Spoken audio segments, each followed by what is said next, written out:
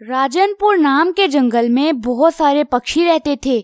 उस जंगल में बरसात का मौसम शुरू होने वाला था और सब पक्षी अपने अपने घर बनाने में लगे थे। टूनी चिड़िया, क्या तुमने अपना घर बना लिया?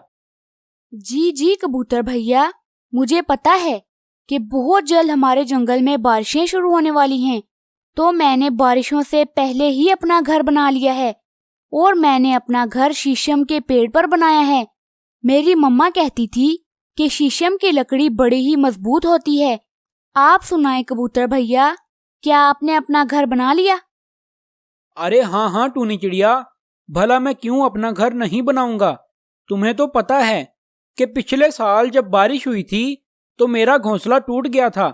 उसके बाद मुझे बारिश में ही रहना पड़ा था, तो इसलिए मैंने इस बार पहले ही अपना घर बना लिया है। क्या तुम जानती हो कि मिट्ठू तोते ने कहाँ पर अपना घर बनाया है? अरे, क्या आपको मालूम नहीं कि मिट्ठू तोता हमारा जंगल छोड़कर चला गया है? वो कहता था कि वो खजूर के पेड़ पर अपना घर बनाएगा। पर ऐसा क्यों? क्या उसे दूसरे पेड़ पसंद नहीं? वो कहता था कि खजूर का पेड़ बहुत लंबा होता है, तो बारिशों के दिनों में उसके घोंसले तक पानी नहीं पहुंचेगा। अरे ये क्या, जंगल के सभी पक्षी तो अपना अपना घर बनाने में लगे हैं और मुझे देखो, मैं कितना आलसी हूँ। मैंने कभी भी अपना घर नहीं बनाया। मैं हमेशा बारिशों के दिनों में दूसरे पक्षियों के घरों में रहता हूँ। चलो इस बार तो मुझे कुछ करना ही होगा। मैं ऐसा करता हूँ कि जाकर कबूतर के घर पर कब्जा कर लेता हूँ। तभी कालू कौवा कबूतर के घर की तरफ चल पड़ता है और जाते हुए भी यही सोच रहा था कि वो कैसे कबूतर को उल्लू बनाएगा। अरे आओ कौवे भैया, कैसे आना हुआ? कुछ नहीं कबूतर भाई, मैं तो बस वैसे ही आपसे मिलने आया था। और सुनाओ, क्या तुमने अपने लिए घर बना लिया? जी जी, मैंने अपना घर तो बना लिया है, पर एक मुसीबत आ गई है। अरे कालू कौवे, कैसी मुसीबत आ गई है? रात जब मैं सोया तो मेरे ख्वाब में मेरे दादाजी आए थे। उन्होंने कहा है कि मैं इस घर में नहीं रह सकता और उन्होंने ये भी कहा कि मैं जाकर कबूतर के घर में रहूं। अरे, तुम्हारे दादाजी को सारा जंगल छोड़कर मेरा ही घर मिला था। भला मैं तुम्हें अपने घर में क्यों रहने दूंगा? देखो कबूतर भैया, अब मुझे कुछ नहीं पता। बस मुझे मेरे दादाजी ने कह दिया है तो फिर मैं यहीं रहूंगा। मैं तो कहीं नहीं जाने वाला। ये सुनकर कबूतर बहुत चिंतित हो जाता है, मगर वो भी बड़ा ही चालाक था।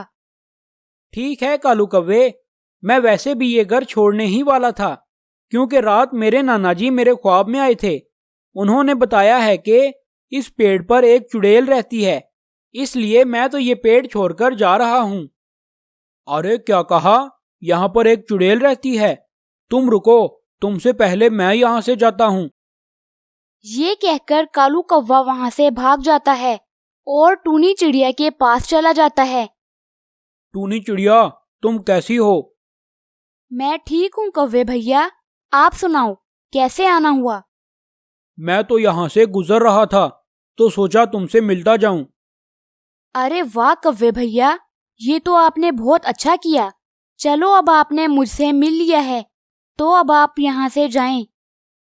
अच्छा अच्छा टूनी चिड़िया, मैं यहाँ से चला जाता हूँ। जरा सब्र तो करो। तुम मुझे ये बताओ कि तुम्हें यहाँ पर डर नहीं लगता क्या? अगर तुम्हें डर लगता है तो तुम नदी के पास जाकर अपना घर बना लो। वहां पर तुम्हारे जैसे बहुत सारे पक्षी रहते हैं। अरे नहीं नहीं, मुझे यहाँ पर बिल्कुल भी डर नहीं लगता। आप चिंता ना करें, आप उल्लू किसी और को जाकर बनाएं। ये सुनते ही कालू कौवा तुरंत वहां से चला जाता है और अपने घोंसले में जाकर बैठ जाता है। तभी अचानक तेज बारिश शुरू हो जाती है और कालू कौवा बारिश में भीगने लगता है। अरे ये इतनी तेज बारिश कैसे शुरू हो गई? अभी तो बरसात का मौसम शुरू भी नहीं हुआ। ये तो बहुत बुरा हुआ। चलो अब मैं जल्दी से टूनी चिड़िया के पास जाता हूँ। अब सिर्फ वही मेरी मदद कर सकती है। तभी कालू कौवा वहां से चला जाता है और सीधा टूनी चिड़िया के घर के बाहर जाकर बैठ जाता है। बाहर कौन है? अरे टूनी चिड़िया, मैं हूँ कालू कौवा। जल्दी से दरवाज़ा खोलो, बारिश बहुत तेज़ है। अरे नहीं नहीं कव्वे भैया, अब मैं दरवाज़ा नहीं खोलूंगी। हर साल बारिशों के दिनों में मैं आपको अपने घर में रहने देती हूँ, इसीलिए आप अपना कभी घर नहीं बनाते। तो इस बार जब आप बारिश में भीगेंगे तो अगले साल आपको अपना घर बनाना ज़रूर याद रहेगा। कालू कौवा निराश होकर वहाँ से चला जाता है और अपने घोंसले में आकर बैठ जाता है। अब उसके पास बारिश में भीगने के सिवा और कोई चारा नहीं था। दूर किसी जंगल में बहुत सारे पक्षी रहते थे। उस जंगल में बरसात का मौसम शुरू होने वाला था। सब पक्षियों ने अपने लिए पक्के घर बना रखे थे, लेकिन टूनी चिड़िया के पास पक्का घर नहीं था और उसे इस बात की बहुत चिंता लगी थी। अरे अब मैं क्या करूं? बरसात का मौसम तो शुरू होने वाला है और मैंने अपने लिए पक्का घर नहीं बनाया। अगर बारिश शुरू हो गई तो फिर मैं क्या करूंगी? अभी टूनी चिड़िया ये बात कर ही रही थी कि वहां पर जोरदार बारिश शुरू हो गई। अरे ये क्या हो गया? बारिश इतनी जल्दी कैसे शुरू हो गई? अब मैं क्या करूंगी? बहुत ज़्यादा ठंड भी हो गई है। अगर मैं यहीं बैठी रही तो मैं तो बीमार पड़ जाऊंगी। मैं ऐसा करती हूँ कि किसी पक्षी से जाकर मदद मांगती हूँ, शायद कोई पक्षी मुझे अपने घर में रहने दे। तभी टूनी चिड़िया कालू कौवे के पास पहुँच जाती है।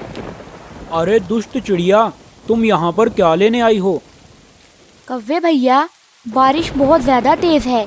इतनी तेज़ बारिश में मैं अपने कच्चे घोंसले में नहीं रह सकती। आप मुझे कुछ देर के लिए अपने घर में रहने दें, आपकी बड़ी मेहरबानी होगी। अरे चलो निकलो मेरे घर से, बड़ी आई मेरे घर में रहने वाली। मेरे घर में तो पहले ही बहुत कम जगह है, पता नहीं कहाँ कहाँ से आ जाते हैं।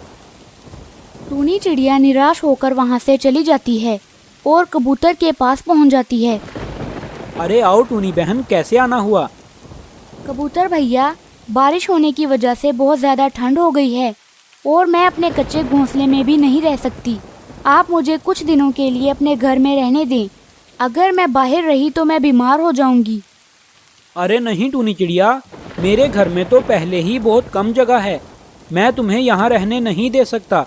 अगर तुम यहाँ रहोगी तो मेरा घर टूटकर नीचे गिर जाएगा और मैं ये खतरा मोल नहीं ले सकता।